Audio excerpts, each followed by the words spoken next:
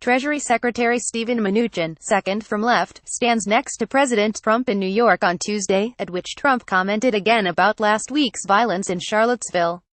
Through anger RGT Images Treasury Secretary Steven Mnuchin, who faced calls from his Yale University classmates to resign in the wake of President Trump's controversial comments about last weekend's violence in Charlottesville, defended the president Saturday and said he intends to stay in office.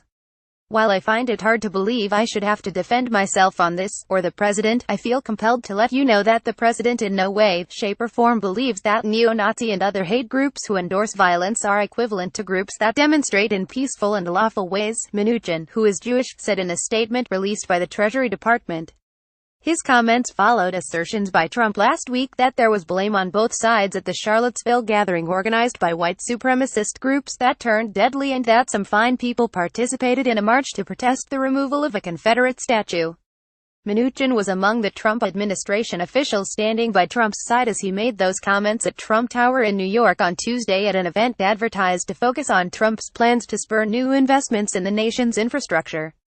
A letter signed by about 300 members of the Yale class of 1985 argued that it was Mnuchin's moral obligation to resign because Trump had declared himself a sympathizer with the groups whose values are antithetical to those values we consider fundamental to our sacred honor as Americans. "We know you are better than this, and we are counting on you to do the right thing," said the open letter circulated Friday. Mnuchin referenced the views of his Yale classmates and others in his defense of Trump on Saturday and said that as someone who is Jewish, I believe I understand the long history of violence and hatred against the Jews and other minorities and circumstances that give rise to these sentiments and actions. But Mnuchin argued that Trump's comments were misrepresented and pointed to an earlier statement in which he urged Americans to condemn all that hate stands for.